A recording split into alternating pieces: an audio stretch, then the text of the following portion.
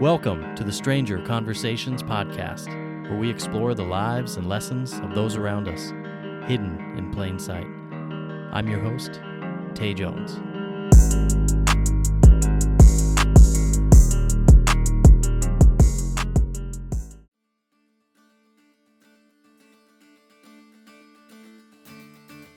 Hello and welcome to the Stranger Conversations podcast.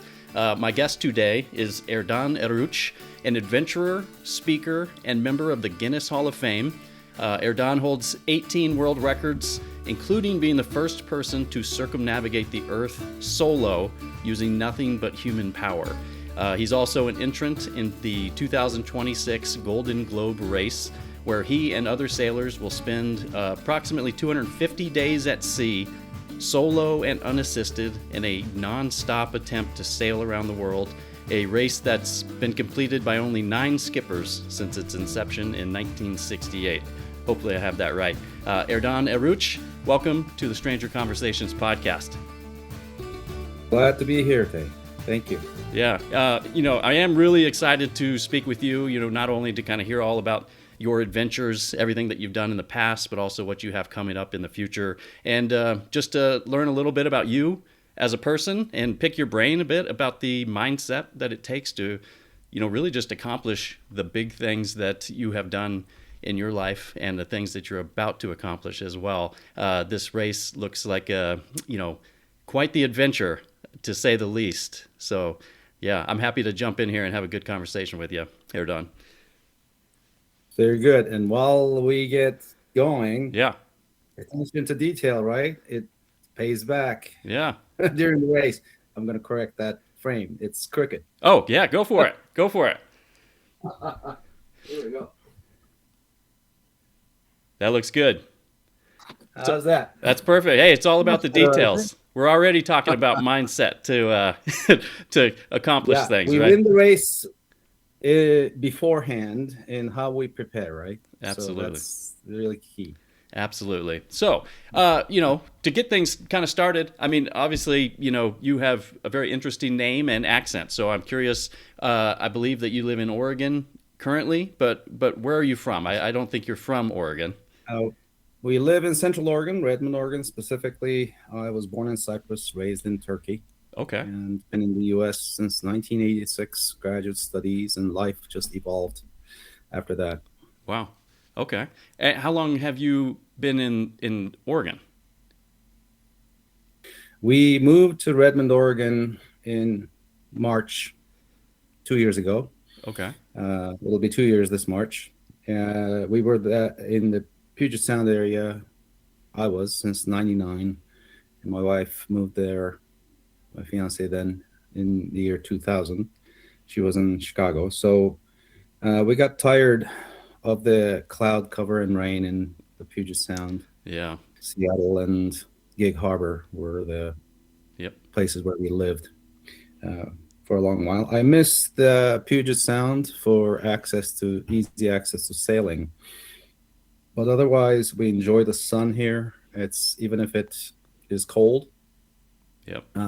I can turn my back to the sun and warm it while I am cool if I don't zip up. So it's that kind of taste of 4 seasons is what we get here in Redmond. We didn't get that in the Puget Sound. Yeah. Yeah, we actually live in Arizona, and we moved down here about 4 years ago from the Seattle area. So I know it. I know what you mean. It gets a little bit gloomy. It doesn't really rain as much as a lot of people might say, but it is kind of overcast and gloomy quite a bit, quite often. It does get to you, and it's nice to have a lot of sun, and you get that in Central Oregon. Yes, that's awesome.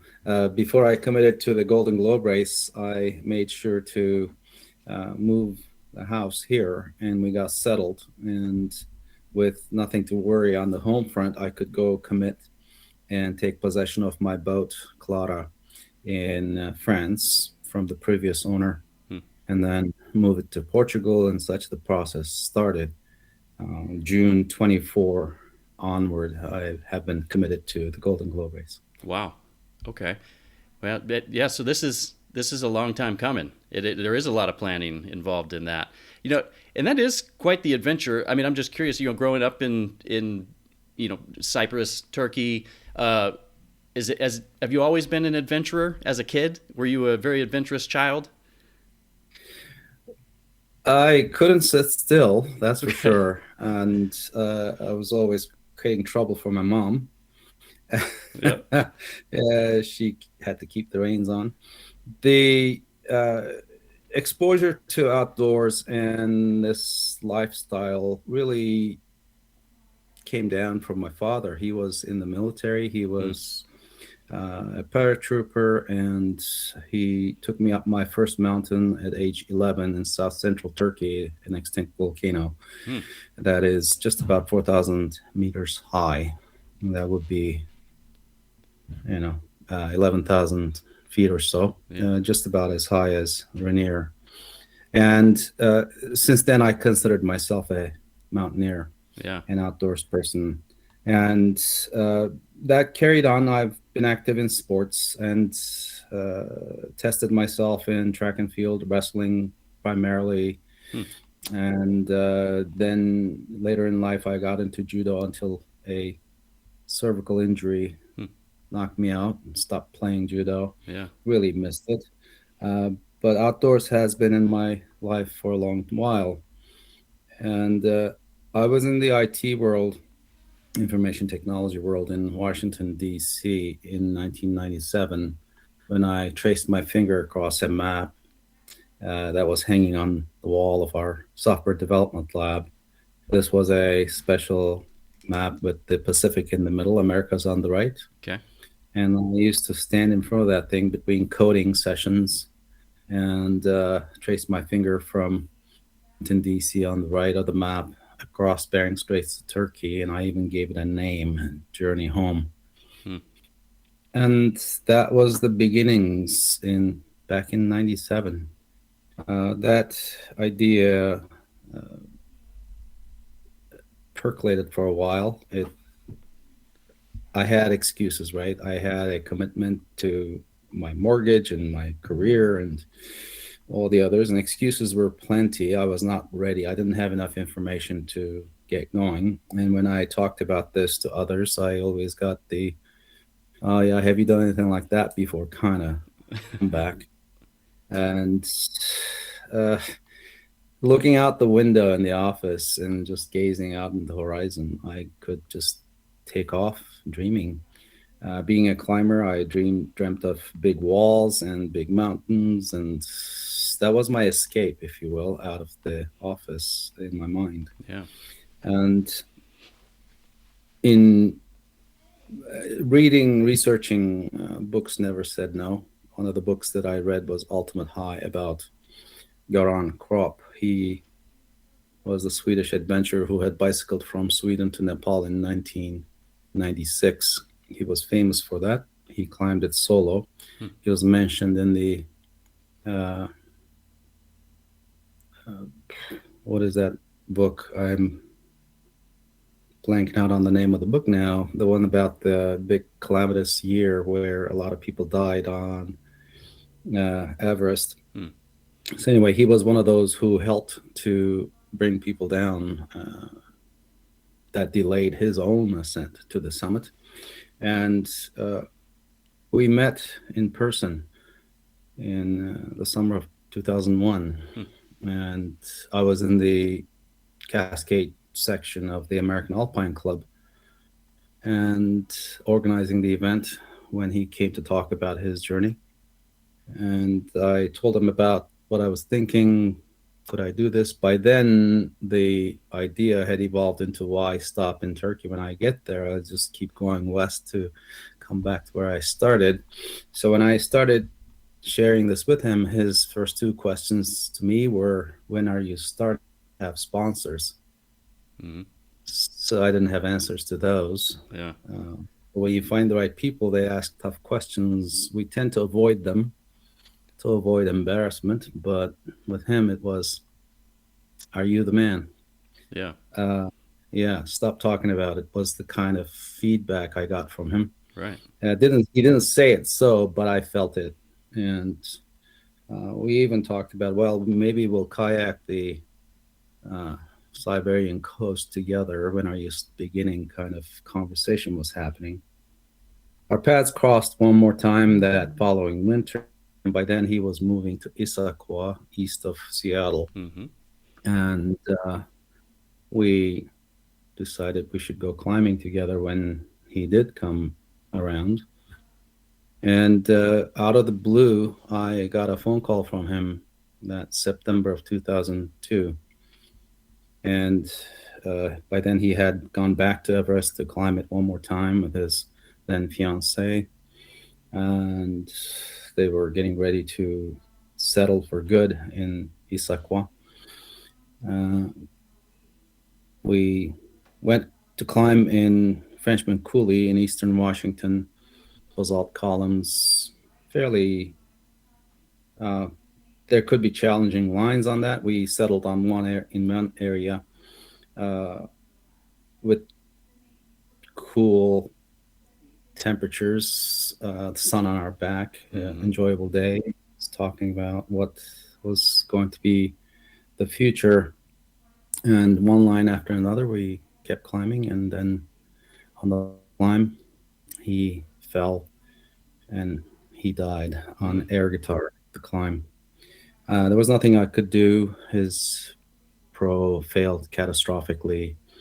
He hit the ledge I was on and then went down to the trail and just laid there. That was a tragic end Yeah. to a wonderful day and a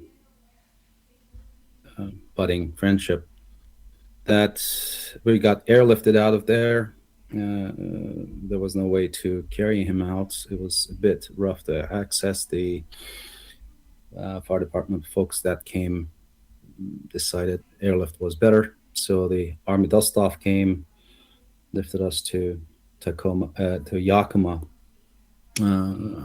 uh, and there he was taken to the morgue, and I was taken to the emergency room. I had a strangulation injury in my left arm. The rope wrapped around my arm and took Mm. the brunt of the fall. Somehow, as I was reaching down to take up the slack, I put my hand into the coil of rope that had pooled under my foot Yeah. as he came down. And so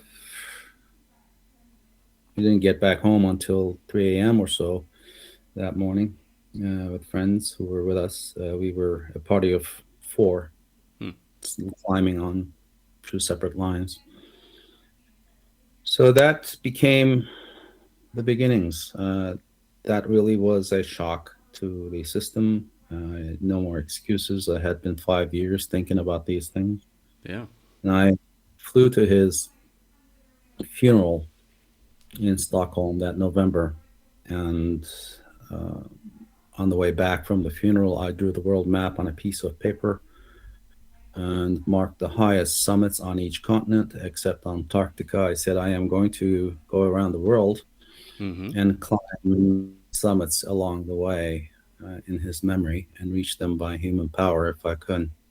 So, uh, Six Summits Project was born that way.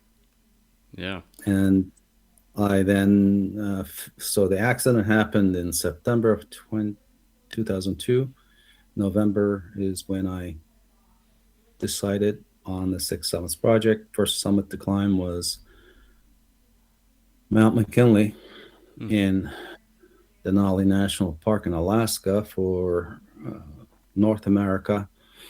I left Seattle on a loaded bicycle, towing a trailer like he had to Everest. And I was asked, have you bicycled that far before? as, as is required by some in the society. When I shared such ideas, of course, I knew that if I covered 50 miles a day, I'd get there by mid-April to Mm-hmm. Anchorage. And I got to Anchorage April 11th, which was just fine. Yeah, I did have cold days and miserable days, but Yeah. I kept moving. Uh, yeah, when it snowed, I let the trucks pack the snow down, and I had studded tires on my wheels, Oh, interesting.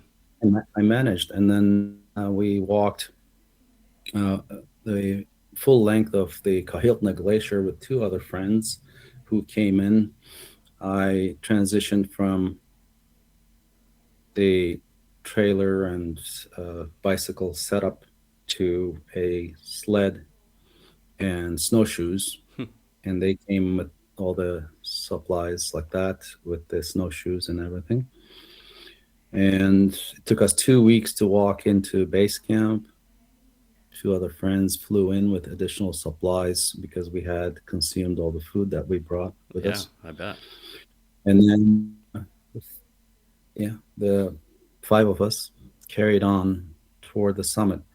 29th of May, we stood on the summit after starting walking 1st of May, Wow. south of the mountain.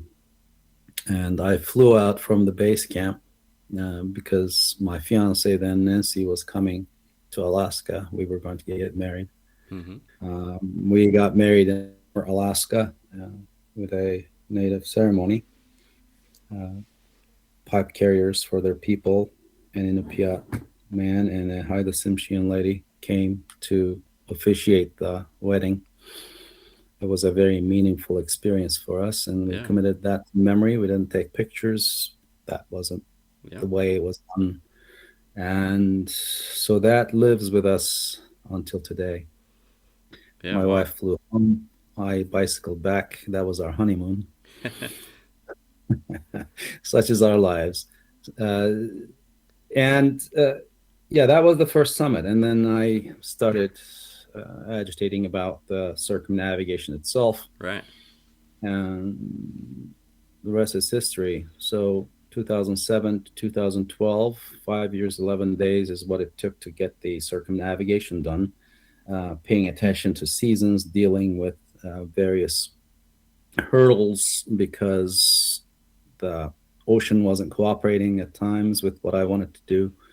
And as I got better at what I was able to plan the crossings more effectively and execute what I had in mind easier.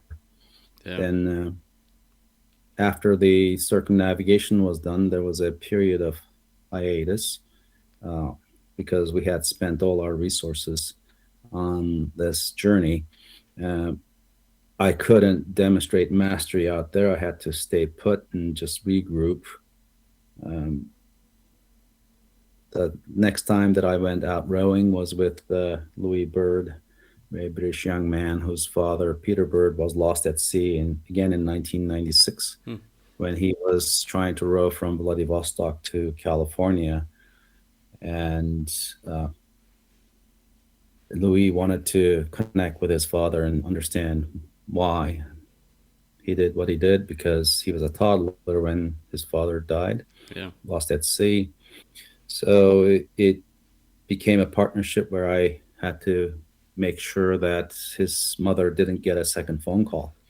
Yeah. And we made it across safely. We set a record from California, Waikiki uh, to Monterey Bay to Waikiki. We set a record 54 days for our type of boat. And that red boat that you see right there is our Mm-hmm. boat when we rode together to Wow. Waikiki. Wow. Um, When you're yeah, doing the circumnavigation, 5 years, 11 days, that's a long time. Were you kind of taking breaks, going back to your life, and then kind of going back and starting where you left off, or did you just continue around the world in one shot and it took you that long? the rules allowed that I could continue from where I stopped. Kind Okay. of like when you come to a hotel in the morning, you stop, you go sleep, come back out, continue from the front door. Mm-hmm. The concept is very similar when you're dealing with visas and Yeah. seasons, and I cannot launch by a rowboat willy nilly any time of the year. I have to study the climatological data 10, 15 years going back, and then design a route and then execute that route. And with Mm. that, I can control when I start and where I start. Where I arrive is a statistical matter. And Yeah. my battle is to stay close to what I had designed as far as a crossing goes and help the boat stay on that route. If it's doing what I like, then I let it be and I can take a break. If it's not doing what I like, I try to slow it down either by a para anchor or by rowing and Mm. fighting the conditions. But I can only do so much of that. So Yeah. that all of these being said, I of course have downtime, and I have to wait for the season to be right.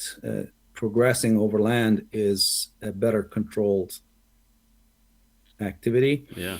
So I can walk it. I bicycled long distances to get across continents and to get to these mountains that I did climb.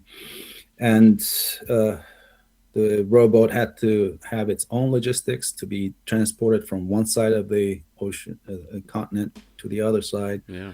uh, to get on a different ocean. And in between, I had to connect that with however I could. Uh, the uh, Sometimes I had to use sea kayak to cover distances where roads did not exist. For example, north shores of Papua New Guinea required that I take a kayak from one place to the other to get to a footpath, Kokoda track, Mm. to go from the north shores on the Solomon Sea shores of Papua New Guinea to south side to Port Moresby to the Coral Sea shores of the same nation, same country, Yeah. and that required walking a trail that Yeah. used to be the mail delivery routes up to World War II. Hmm. So uh, Yeah. That a that's lot goes into I that. didn't have to swim. Yeah, I used a dugout canoe to get across two river mouths in Hmm. Papua New Guinea, for example, where it was deep. But I didn't have to swim. I Yeah. remained every episode, every phase remained human powered, but I could stop.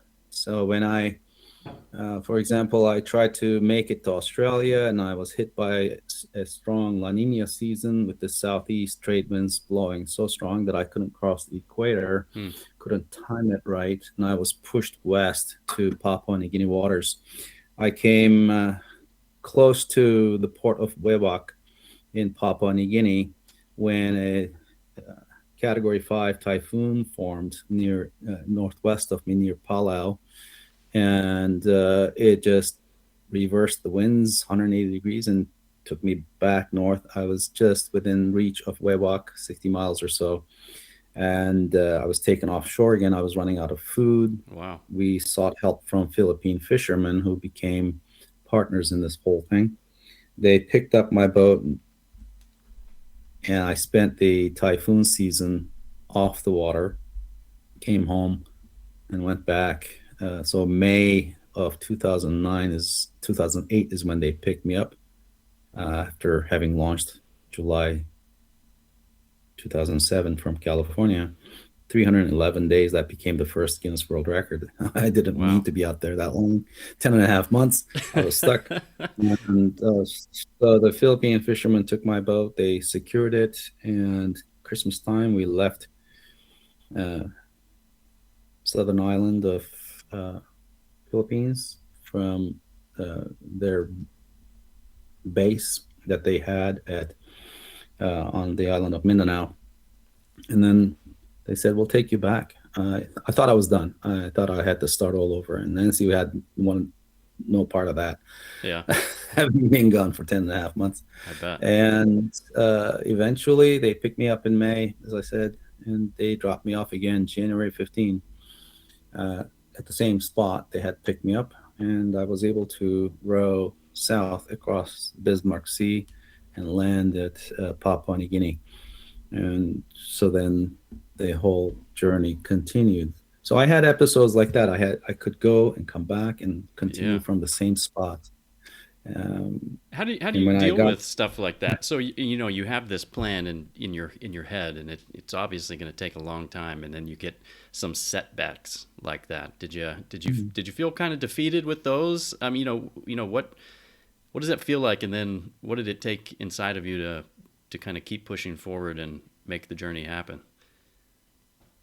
I think there's not a sense of defeat. There's certainly disappointment, and there is a period of regrouping and taking stock of what is there. And one of my mantras in workouts as I age as well is, start where you are, Mm-hmm. work with what you have, do what you can. And then the primary step in all of this is to show up. Yeah. So you show up, you do all of these, you get to a point, take stock, go back to the beginning, but you have to show up. Yeah. So as long as I didn't quit, quitting is forever. Getting tired, getting setbacks, and getting taken off trail. All of those are temporary. As long as I can regroup and get back to the trail, get back on the trail, and take that next step, I am going to make progress. The key is to be able to have the courage to get back, to face the unknown. There's a reason why I was derailed, and understand the reasons, and then address those, and then find ways to start over. That required commitment, that required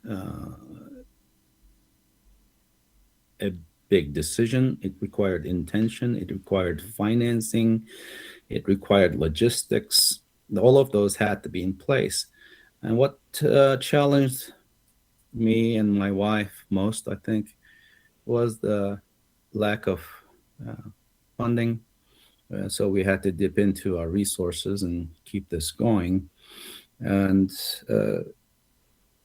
I had set up a nonprofit around and over to educate and inspire, especially children, based on lessons learned from these journeys, and to carry out educational projects. We used that as a framework to carry the journey forward, and I made a point of getting into classrooms wherever I went, and I still try to do that. I think we raised about $105,000 to help set up libraries and educational programs in boarding schools, rural boarding schools in Turkey. I was a boarding school student in middle school while I was in Turkey, so I had an affinity to those kids and tried to help. And I was able to reach them by satellite phone from wherever I was on the surface of the earth as I did the circumnavigation. And I tried to impart on them that, you have to have big goals. I had such a big goal, big journey in mind, that when I shared it at the beginning with others, I got pushback, cynicism, and I think that also impacted those in places of decision. So when I went to decision makers, tried to talk about this big idea that I had, that I was going to complete a circumnavigation, I was going to row across the oceans, they, I think, looked at it as a crazy idea. A lot of uncertainties. I couldn't give them deadlines. I couldn't give them a precise calendar as to where I was going to be when. And so, this crazy guy wants money from us, and he's promising success and wants us to share in his success, but I don't think he can succeed. So I was talking to folks whose horizons were limited with the corridors of the office building. I was talking about big expanse of the ocean, that I was going to face this big unknown, and I was going to take on the world. I can understand how they must have felt, and I don't blame them. But in the end, what happened is, even though internally I had doubts, I may have had the imposter syndrome talking to them. They saw right through to my heart that I had my own question marks as well. I was faced with a challenge that required me to become the person who could.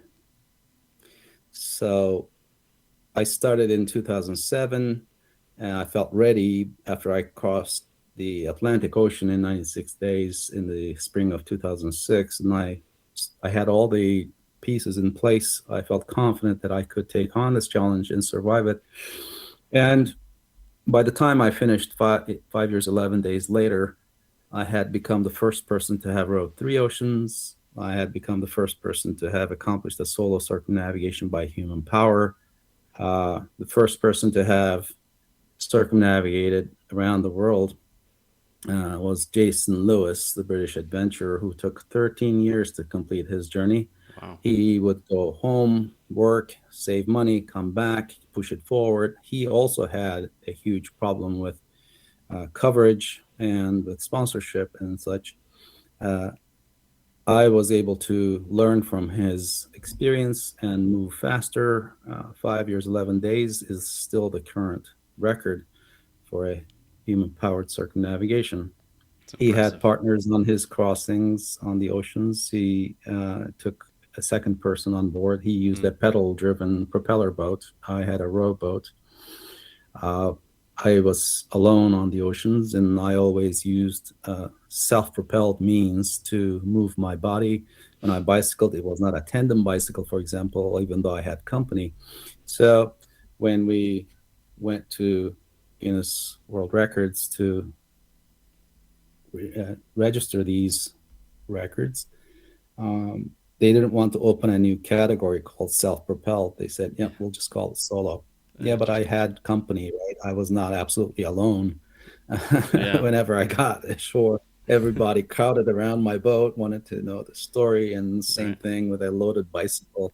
It's always this conversation piece, right? So people want to touch the journey somehow, Yeah. and everybody that I needed showed up on my path when I was on this journey. That's what I missed the most about the journey, uh, because it attracted the right people, and those I needed showed up on my path. Mm-hmm. It was like how Joseph Campbell says, right? When you're following your bliss, um, there will be doors that open up ahead of you that you didn't know existed, and same thing. And people showed up on my path that I didn't know existed, and they solved problems for me that opened doors for me, gave me suggestions, and I was able to find my way forward Yeah. with their help. So I became the uh, pointy end of a big javelin that was thrust by many hands, right? So, Yeah. Yeah. That's and just kept pushing the journey forward. yeah. I was the engine, the voice, the story, Yeah, it's interesting, and and I'm sure that those people showed up for you, but I think by you doing this, I think you showed up for them in some way, to be a part of what you had going on. I think we need to make this very clear, though. It wasn't about me. Yeah, It was about the journey. yeah, So the idea of the journey, the big idea, the effort, the sweat equity that I had put into it, people understood that. They appreciated that, and the brawn it took, the sweat equity that it took to get my journey to where they are. yeah, They were that made the difference. I could have arrived there in a car, on a yacht. However, I could have arrived there. It wouldn't have the same impact. I would have been just another tourist. mm-hmm, But the journey meant something different to them. And that's the key. When I was in action and moving across these foreign lands, meeting strangers who didn't stay so for long, yeah, um, it was easier. It was more gratifying. It was more satisfying to me. Had more meaning to me. When I came home after the journey, I was back to explaining what I did instead of what I was going to do right, to folks again in a different world. And that disconnect didn't help me mentally. Um, with my wife, we were pushing the journey forward, mostly on our own. I mean, we had friends and small group of supporters who were with us the whole way. But in the end, it came down to I can't tell the story.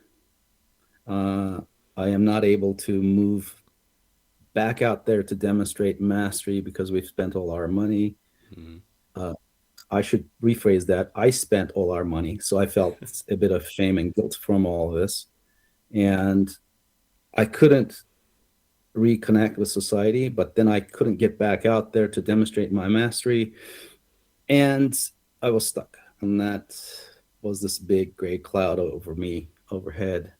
That just took me down a spiral for a good long while until I could regroup and pick up sailing uh, and evolve in that arena. Yeah. I'm going to take 1 second here. Yep.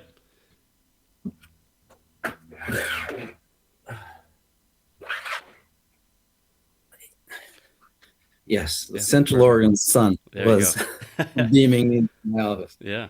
Yeah. And it sounds like you had quite a support group. Sounds like your wife, Nancy, right? She's very supportive of everything you had Our going on.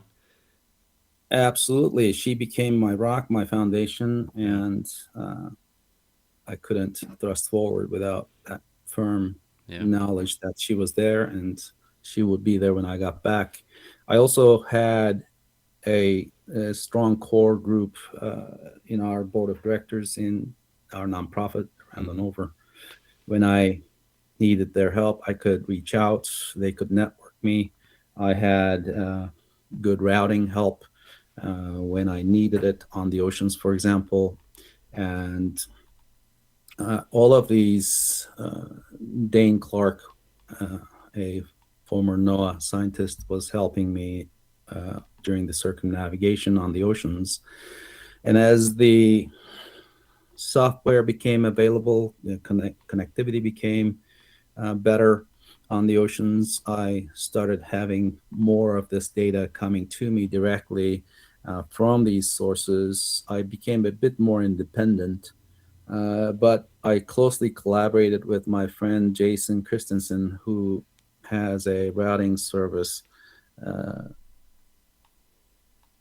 he We sail together still, and he was able to route me across the Pacific Ocean when I last rode from Crescent City to Philippines by way of Hawaii and Guam. I stopped at Philippines because China was closed during the pandemic. They wouldn't give me a visa. Myanmar was shut down due to their civil war. They didn't want to give me a visa. They couldn't take responsibility for me, they said, Hmm. for my own well being. So my path west from the Philippines was shut down. And it was, uh, I remember January of 2022, I was uh, halfway between Hawaii and the Philippines, and I got the news that Hong Kong also shut down. Had I been able to row into Hong Kong, they were going to give me a visa on arrival. Hmm. Uh, Unlike China, on either side would be China, and getting to Hong Kong would have been a difficult proposition. But I was willing to take the chance, Yeah. even though I had a low probability I could lose my boat to Chinese authorities. I mean, it Yeah. was serious stuff. Uh, but Hong Kong also shut down. They had a COVID uh, uh, pandemic. Yeah. Well, they had another shutdown, I should say. They basically required 3-week quarantine to anybody arriving. And arriving from sea, I asked whether I could just spend those 3 weeks on my boat at anchor under Hmm. yellow flag, which is the maritime standard. They said, no, you have to go to a hotel. I said, no, I'm not doing that. They're going to get me sick. Put me in a cab and then put me into a hotel where everybody has been Yeah. quarantined. And I was going to be under vaccinated. I said, no, not doing that. So I diverted to Guam and then eventually got off the boat in Philippines and called it done. And that during that time, once I got the Philippines, I started hearing news of the Golden Globe race. The 2022 race had was about to start in September of 22. I got to Philippines in March of 22, and I started following them. Yeah. And I had always had my eyes on offshore sailing, shorthanded sailing.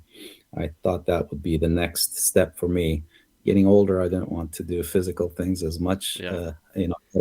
Rowing is fun, but yeah, I think youth is a good part of that. For And sure. I figured picking up a different sport would be really rewarding. I am by now a captain, 100 gross ton captain. I am a sailing instructor. I Hmm. um, do deliveries. I've done races, buoy races, never offshore races though, because I was gone so long that to be on a team, established team, to do a serious race like Transpac or Pacific Cup, I would have to spend time with that team and earn my spot.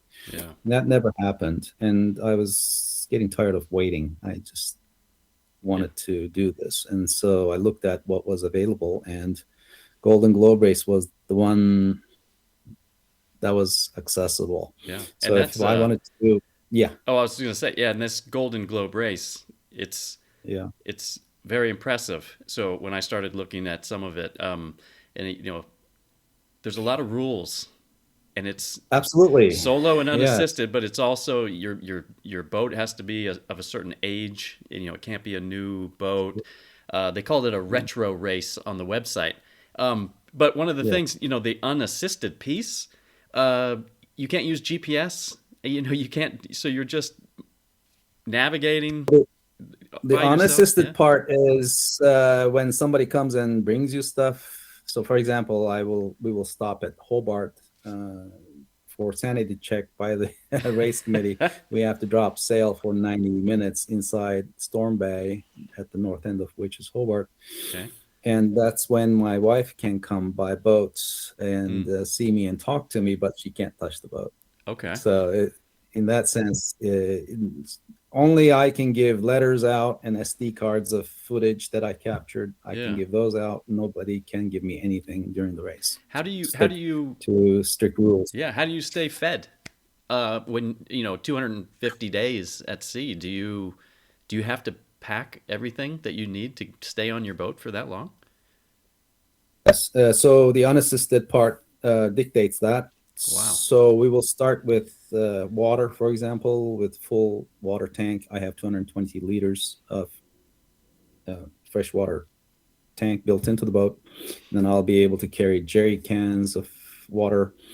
And then also we will look for opportunities to collect rainwater Hmm. as it drains off the mainsail. You can catch it and Wow.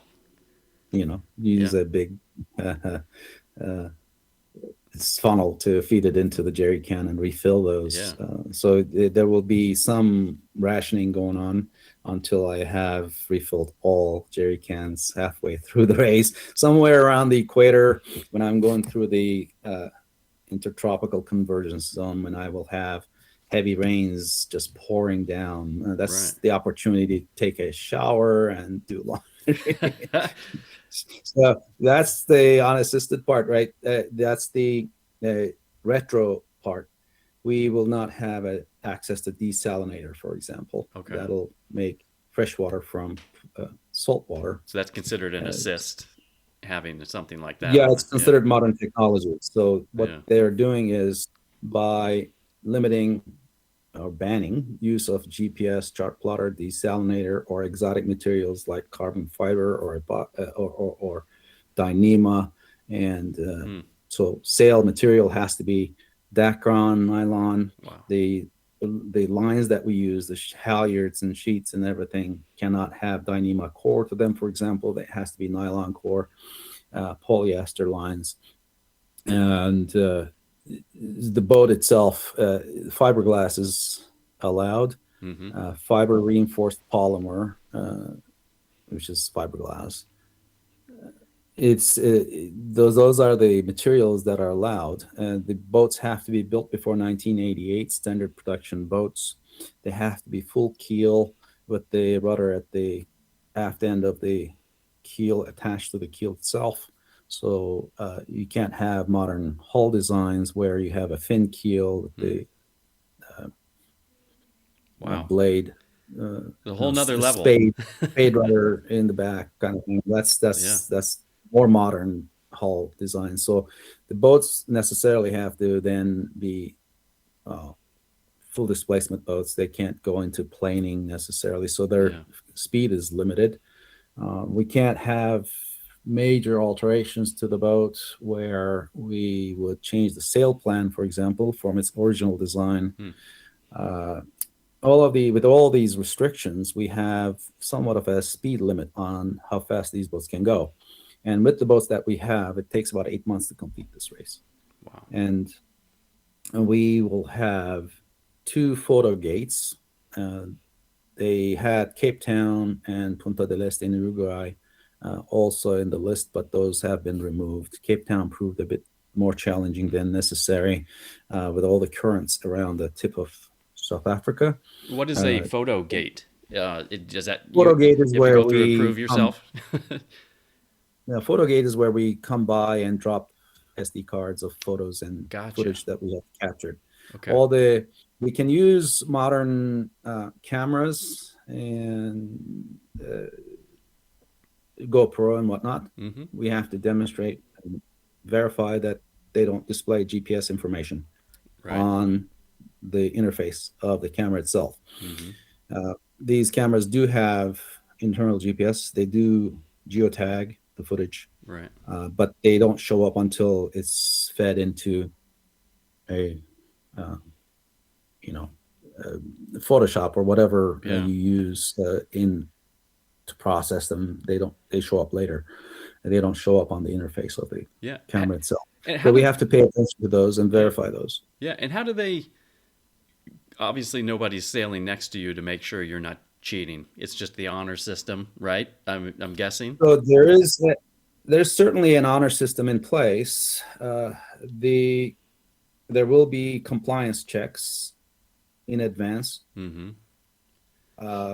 So scrutineers, like in an auto race, the scrutineers will come and make sure everything measures and checks out. Yeah. Absolutely. There's a big long checklist that we need to go through with a pre-safety check. So we have to have an approved person go through that with us, and then we have to find the gaps in that, make sure that it's all in place, and then we have to then report the electronics on board, write it down and show. And when the team comes on board, the scrutineers come on board, the race committee then verifies what we say is true, and there's nothing else, no contraband on board. What we're going to have will be a prologue race in advance of the actual race itself. All skippers are required to report at Les Sables d'Olonne on west coast of France on August 10th. And so far there are 27 skippers. Hopefully all of them will show up. And by then we will have gone through this pre-safety check. And we will have this prologue race starting August 15th up to a waypoint and back. We'll be at sea for 4 days. We don't have to be alone on that one. Mm-hmm. And I hope to have my wife with me on that. So we will sail it out and back and come back. And once we come back, then there will be a compliance check. They will go through everything on the boat, basically reorganize, get the boat ship shape. And once that is done, the boat will be cordoned off. Okay. What goes on and off will be controlled after that point. So the intention is to make sure that the skippers stick to the rules, the conditions of the original 1968 races as close as we want to get. So there will be no GPS, no chart plotter, and no routing help. We will have a HF radio that will allow us to talk to the outside world. We will be allowed to listen in to a person who will read publicly available weather data to us. We will also have what's called weather fax. So it's a fax system that you dial, and then it receives the weather chart for the area that we want, or where we are. So that is old technology. So not all weather fax stations are active. That's a problem. Mm-hmm. So we would then listen into, there's this gentleman, I'm blanking out on his name now, who is volunteering to read to us the weather broadcasts over HF radio at a certain time of a week. There will be a rendezvous, and we'll be all listening in. Hmm. So this is open to all skippers. It's fair game, but he cannot tell us go this way, go that way. We Right. need to listen in to the weather forecast and decide what to do.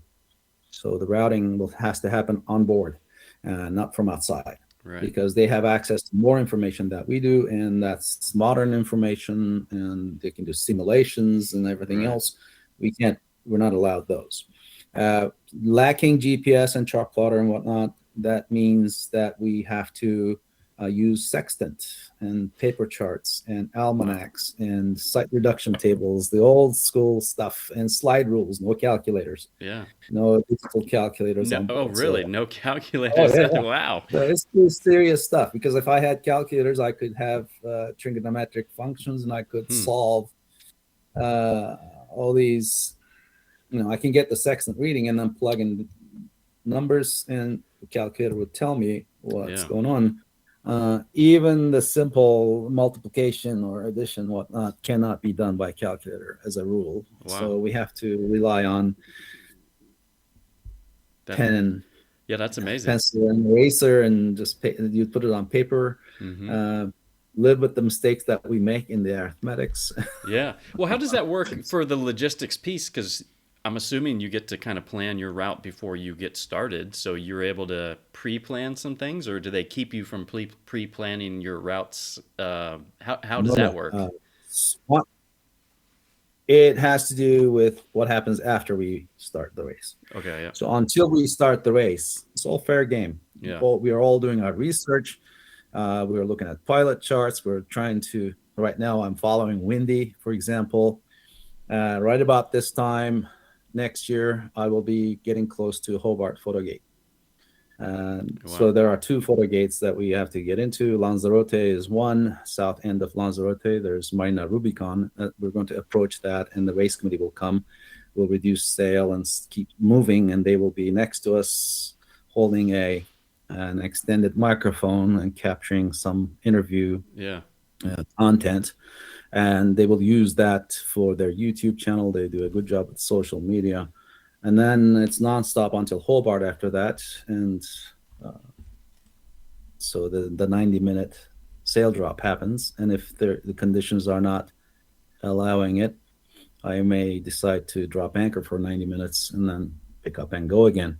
We're not allowed to get off the boat during that time, for example, to scrub the bottom of the boat, because it's just too convenient. It's considered a stop in that case. Right. So if I were to tuck in behind a landmass and drop anchor to clean the bottom of my boat, for example, from barnacles and such, that's considered a stop. So we're controlling all of those so that it is truly nonstop and unassisted and well-controlled race. These are 32 to 36 foot boats. Mine is 36 foot. It was built in 1976. 4th hull out of 29 that was made of these Biscay 36 boats. And this is the boat that got line honors in the 22 race. When I was in the Philippines, I started following these races. And then when they started their race in September of 22, they finished in April of 23. And this boat that I have, Clara, was skippered by Simon Kerwin, an experienced British skipper who lives in Bretagne region of France, on the west coast of France. And he was leading the fleet until the approach to Cape Horn at the south end of South America. And he had a knockdown. A big wave came and took out his wind vane. And the wind vanes have this big fin that sticks up to catch the wind. Okay. So as we orient the boat, the wind pushes it one way, which provides the mechanical action to turn an auxiliary rudder to steer the boat. So basically it has a counterweight that tries to make it stand upright. That's the way the wind vanes work. As the boat changes direction, it leans one way or the other, this inverted pendulum, and that steers that auxiliary rudder. That's how it works. So his vane got knocked off. A cast metal piece broke, and his wife flew into Puerto Montt in Chile to avoid Chilean customs and such. Brought the piece, the replacement part, to him in her luggage, and he took that, attached it, and then got back in the race. He lost 10 days in the process. Would be considered an assist? Would he be disqualified at That, that point? that's a stop. So he was taken out of official classification, and with one stop, he was demoted to Chichester class. And because in 1967, Francis Chichester, later to become Sir Francis Chichester, became the first person to go around the world with one stop. Gotcha. Okay. On a sailboat by himself. And then, of course, the race was on. Who's going to do this nonstop? Right. And people were preparing in secret. And Sunday Times newspaper got the word, and they declared this is now a race. Let's call it Golden Globe race. We'll give a Globe trophy to the winner, and then you can start anytime you want, because they were all in different phases of preparation, stage of preparation, and go. And the fastest to arrive is going to get 5,000 British pounds prize money. That's still the prize money, by the way. Oh, really? One wins, they're going to get 5,000 British pounds.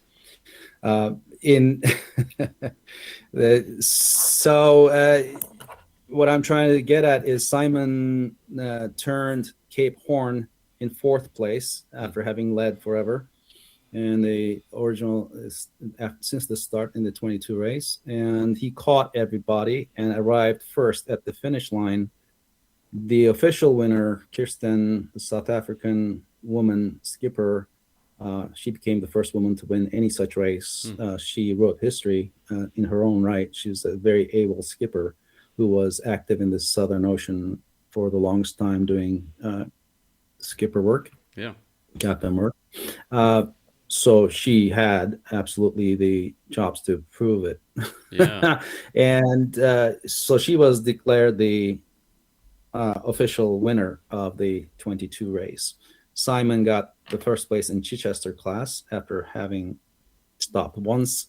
Had he stopped one more time, he would have been disqualified, taken out of classification altogether.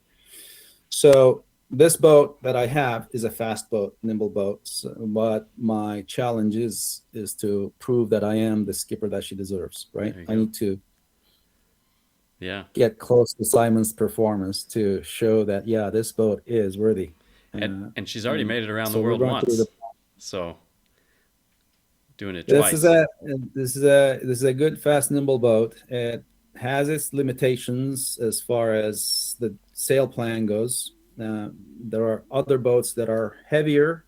Mine is about 7,000 kilograms, 7,100 kilograms. There are other boats that are that have a bigger sail plan that are 10, 11,000 kilograms. They're heavier. They push more water, but they have a bigger sail plan. So it's they're more stable in the bigger ocean. This one can be tossed around easier by the bigger seas. It's all a compromise, right? Right. It's one or the other. And I didn't want to go around looking for an old boat somewhere around the world and then hope that I could float it, or hope that I could work on it where I found it and then start the process from scratch. I mean, there are a lot of specifications to this race to prepare the boat.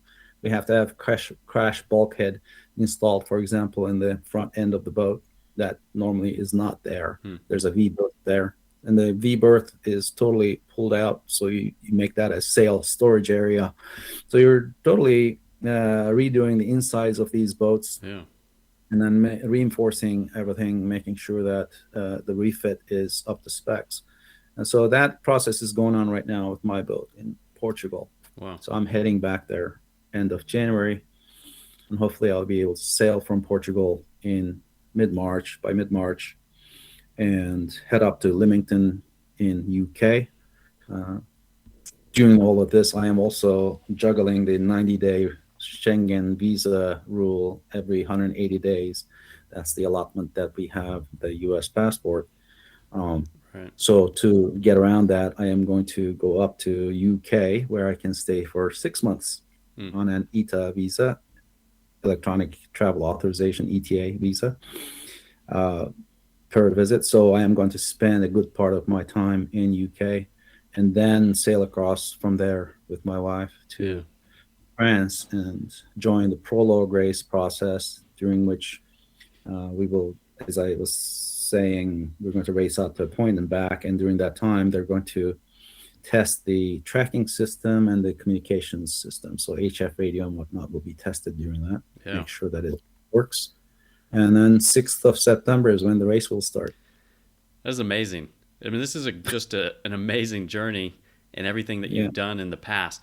One question that kind of popped up, you mentioned it at the beginning of our discussion. Fixing your picture in the back. It's all about the details. Have you always been a very detail oriented person? Are the logistics something that comes natural to you, or is that a skill that you've learned by doing these big adventures and breaking these world records? One, if you don't have it beforehand, you have to learn it to succeed, right? Uh, Without it, one will drop a lot of balls, and it's about juggling a lot of tasks all at the same time. Mm-hmm. It's a project management nightmare sometimes. Uh, there are tasks to be completed by a certain date, and people have to get it done for you. If not, you need to get it done yourself. All of these things become an ingrained skill set. I am an engineer by training. I have been in the IT world. I've done big projects at school. I've always strived for huge, larger than life projects. I attempted a PhD. I have an ABD, all but dissertation. I moved on. Yeah. And then eventually, after chasing the corporate world for a long while, the dot bomb crisis that crashed on the shores of Yeah. Seattle uh, put me out of work for a while, and then the accident set me on a different path. So then I had this circumnavigation idea in my mind. It was such a larger than life Mm-hmm. goal that I had to become the person who could set 15 Guinness World Records in the process to get it done and be Yeah. established historic firsts. Otherwise, it wasn't going to get done, right? So I had to become that person. And then now I have this larger than life goal of Golden Globe race, which is just channeling all my energy, time, resources, funding. I mean, I couldn't, I'm all consumed by this. Sometimes, my wife used to complain, you've already left Yeah. up to departure. I think we are negotiating that better now. I've learned a bit to, be cognizant of that. And I have to confess, I can't do this without her Yeah. giving me the big shoulder that I need sometimes. Yeah. Yeah. It sounds like she's a good partner in your adventurous Can't, life. there's no other way. Absolutely. Yeah. Well, what's the secret to a good marriage, especially when you have big goals? I wish I knew. We're all trying to make it What I work, think right? the dynamics here is we got married late, right? Hmm. We were two individuals standing on our own 2 feet. And then we found each other. We became stronger together. But we are not needy of each other.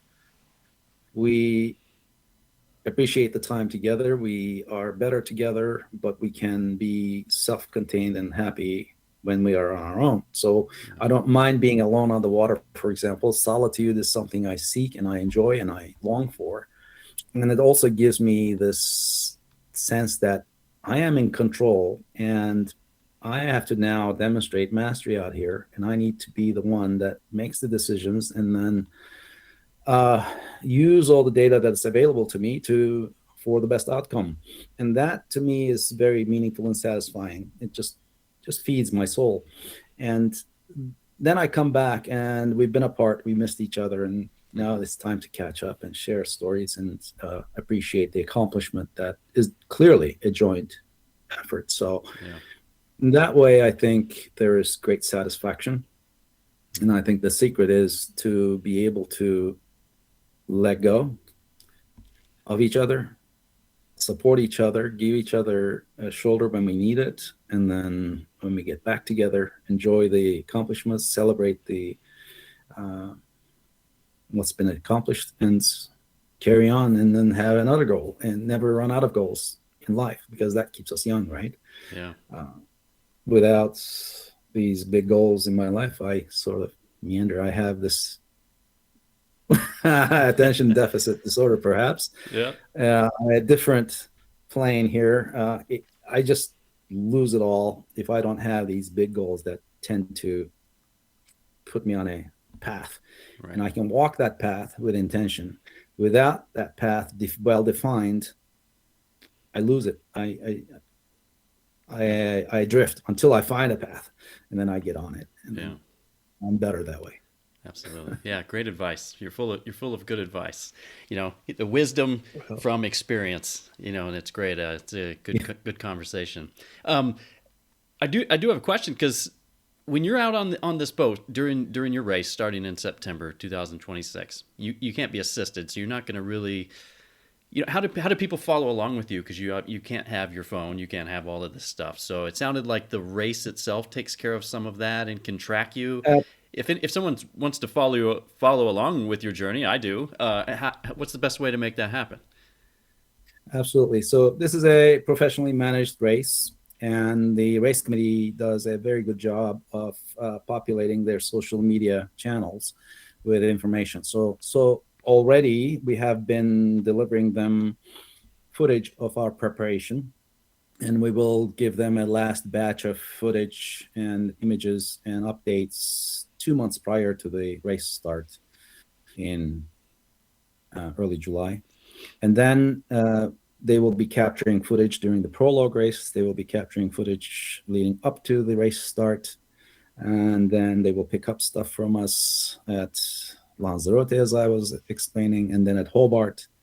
Then during this whole time, there will be the tracking page that is going to be live at goldengloberace.com. Great. So if people go to goldengloberace.com, already they can see the skipper profiles. They can see some of the content that's been put out there on YouTube channel, Golden Globe Race. Just look it up.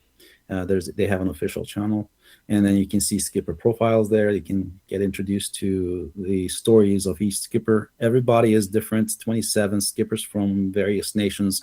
So there's a huge media footprint to what's going to happen. And since we have different nations congregating at the start line, we're going to have different nations following this. So the heat map of this is global. If you look at the media coverage and PR perspective of it. And so there's a huge PR equivalency to this race. The 22 race generated 213 million euros of equivalent PR value with all the media coverage. And that doesn't include the social media impact. It's just print media and TV and whatnot. That was a 28% increase from the 2018 race, which was organized on the 50th anniversary of the original race. Yeah. And as you mentioned at the very beginning, only 9 people finished these 3 iterations of the Golden Globe race. This is the 4th one coming up with 27 skippers starting. How many of us will finish? We don't know. How many of us will be at the starting line? We still don't know. We will find out. Hopefully all of them will be ready to go. It is a huge, daunting challenge to get the boat ready. And I got the boat from Simon June of 24, and then took it down to Portugal. I can only stay there for so long, and when I'm not there, things don't move at the boatyard. So I am moving to a different boatyard as soon as I get back, and we are scheduled to start work February 1st, first week of February, on the mast and other things. So hopefully I will be able to leave from there in March. So these things are a bit of a bottleneck sometimes, depending on who does what when. And staying on target, on schedule, is a big challenge. And once the race starts, the boat has to perform up to a certain spec, right? So the Yeah. preparation matters, the sails matter. I'm going to pick up new sails in the UK, for example, when I sail up there in April. We're going to fit those sails in May and make sure that it's up to spec. And then I need to make best use of the sails that I have on board. I'm allowed only total of nine Hmm. sails on board, and no more. Uh, every sail added. Oh, oh, I lost you there for a second. Every sail added. What was that? For some reason, the audio. I'm not sure what happened, but I lost.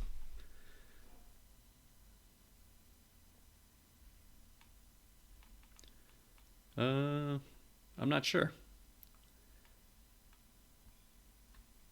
I don't know what happened. It's just the audio on your side isn't working. Maybe hit mute and then unmute it again. Maybe see if that works.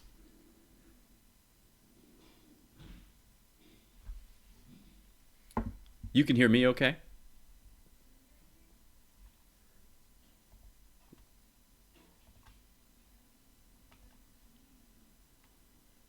I'm going to unmute. Gotcha. How Gotcha. about now? Yep, I gotcha. Perfect. Yeah, I don't know what The happened. That was system weird. had a hit. So you said you have nine sails and you're only allowed to have the Yeah. nine sails? A single-masted cutter setup has up to nine sails that it can carry, and the ketch vessels with two masts, a mizzen mast, it can carry up to 11 sails. Those are the limitations. Knowing that every sail adds weight to the boat, Mm-hmm. which makes it loaded down and heavier, so I have to push more water to move the boat, which would slow us down. Yeah. I may look at my setup and take a chance and maybe take 8 sails. I don't know at this time. I'm going to evaluate that once I get to UK and have a good discussion with the sail maker Mm-hmm. and the rigging specialists and evaluate what I Yeah. can get away with. Yeah. So right now I am planning to take 9 sails. I have my orders in place. I will have the standing rigging is going to be worked on early in February already. That's scheduled. The shrouds and the stays are going to be replaced on the boat. The mast remains; it's in good shape. Uh, and new paint, new anti-fouling, Yeah. A all lot, those things. a lot of And work when to I do. get to UK, yeah, when I get to UK, I want to make my companionway, which is the entrance into the cabin from the cockpit. I want to have a waterproof solution, so one Mm. with a hatch that I can close and seal. Especially in big storms in the Southern Ocean, if the boat rolls, I want that boat. Even if I get dismasted, I want the boat to be a submarine, basically. Mm. No water gets in, Wow. it rolls and gets right side up again, and then I set up my jury rig and whatnot, try to get to the nearest shore. One of the tasks that we have before the race starts is to document our jury rig setup. For that, we are required to carry 2 spinnaker poles, for example, that are of identical length, so we can set up an A-frame Mm. on the deck. If I get dismasted, then I can use my storm sails and whatever sails I have, cloth I have left on board, to set up a jury rig, an emergency sail setup to move the boat toward the nearest shore Wow. and then seek help there. That's one of the requirements. We have to be able to set up that rig alone Mm-hmm. without a second person. The second person can be on board during the demonstration to record and take pictures and video, whatnot, but they Yeah. can't help us set up the rig. And all of that has to be tested in advance. I can use various lines, even Dyneema, in that kit to set up the jury rig, but that needs to be in a sealed bag and Yeah. tied up. Uh, and that seal, if it's broken, then it disqualifies me. Wow. If I arrive proper without stops, with the mast still standing and my jury rig kit bag, which has Yeah, Dyneema lines and whatnot in it, is open, then that would disqualify me. So, man.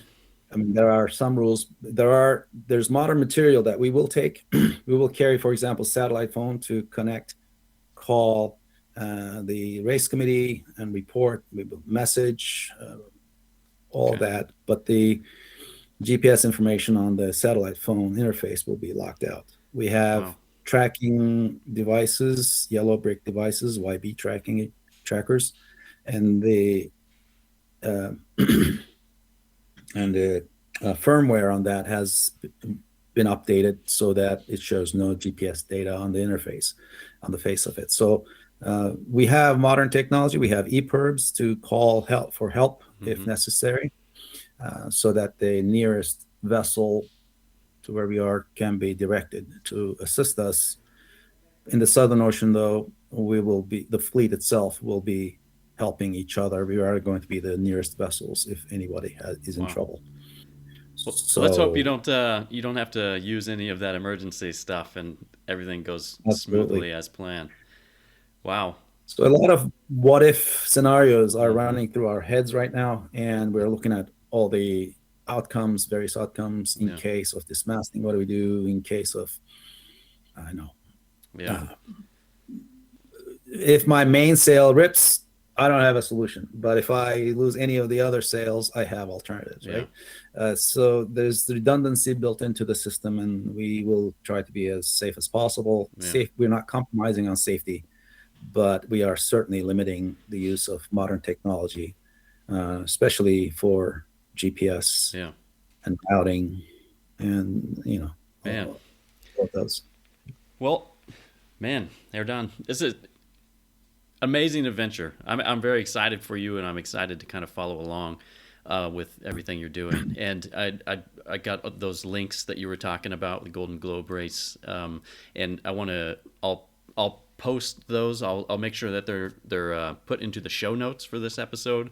And but if Absolutely. is there, also with your personal face or Instagram, I'm assuming would be a good place for people to follow Well, along with you too until the journey starts. absolutely. So, along with the goldenglobrace.com, you can also share erdeneruc.com. It has my background information there on Great. the top right. There's a donate link, even. I have Perfect. to mention that Yeah. because we are definitely in need of funding. I am looking for sponsors actively right now. My wife is going to be our sponsorship manager, Okay. Great. outreach manager. We have a nice slide deck that I can share with potential sponsors. I am looking at various levels of visibility, branding on the boat that may go right up to renaming the boat. The boat is named Clara right now. Yeah. That's how she was named originally. Simon's wife's name is Claire, so they said that's close enough. We'll keep it. So they didn't change the name. But I am allowing that a sponsor can rename the boat, for example. And Yeah. all these things are possible. And I just need to reach the folks that are uh, at decision-making positions who Yeah. see value in this big pie. 213 million euros is a big PR opportunity, and they Absolutely. can have a slice of that by participating in this with me. Yeah. And this is going to be a U.S. entry. The boat is registered in the U.S. Okay. It was registered in the U.K. before when I got it. I was able to register it in the U.S. Home port is Bend, Oregon, Awesome. and yeah, the entry is a U.S. entry on the mainsail. There's in all pictures on the website. There's British flag of Simon's. Okay. I still have the old sails, and then after I got back to Portugal from my qualification runs, the last one I did was 4,700 miles. I completed that in February and March. 4,700 miles over 39 days. I had to go nonstop, Yeah. solo with wind vane and using sextant and whatnot to demonstrate that I was ready with the boat. Yeah. And then, of course, we found shortcomings of the boat that are being fixed right now in Portugal. All of these are part of the preparation phases, and I'm really excited. I can't wait until the race starts, really. Yeah. Friends are planning already, trying to get their reservations done in France. Nancy is planning an Airbnb stay August 23rd onward Yeah. until the race starts for 2 weeks. And some friends are making a plan for that to be there during the first week of September. And it's going to be a busy, crazy time until the race starts. I think it'll be nonstop. Yeah. It'll be exhausting. Absolutely. We will get to rest some once we leave Yeah. port. Man. Yeah. Well, that's great. Really appreciate you coming onto the show and talking with me about all this great stuff that you're up to. I do want to kind of end. I found a quote that you wrote. I can't remember where it was. Maybe it was your website, but it says, "I'm not trying to conquer nature. I'm trying to be in harmony with it. I'm trying to become the sea." So I hope you get that opportunity, and Claudia makes it around the world for a second time, and you can be the 10th person to complete this race. Very impressive, and I wish you the best. Absolutely. Thank you. I really appreciate the opportunity. This was a wonderful conversation, and I appreciate what you do. Absolutely. Well, good luck to you, and I'll be following along.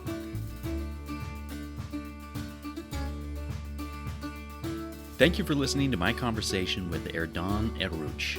He sure has led a life full of adventure, and as you've just heard, he is not done yet. I hope you'll join me in following Erden's next journey, the 2026 Golden Globe Race, and all the links you'll need to do so, as well as to learn more about Erden and to connect with him on social media, are in this episode's show notes. As always, don't forget to like, follow, share, and subscribe to the Stranger Conversations podcast wherever you're listening, as well as on social media at stranger.convo.pod, so you don't miss out on the conversations to come. If you'd like to be my next guest, visit strangerconversationspodcast.com and sign up. I'd love to connect and share your story with others. I'd also like to thank our sponsor for today's episode, Hammer Defense. Hammer Defense makes the world's first go-anywhere self-defense cell phone case, perfect for keeping you safe on all your big adventures. Explore Hammer Defense's options at hammerdefenseproducts.com, linked in the show notes. Don't forget to use code TAYAZ12 at checkout and receive 10% off and free shipping on your next order. Thanks for listening to today's episode. I'm Tay Jones, and we'll chat later.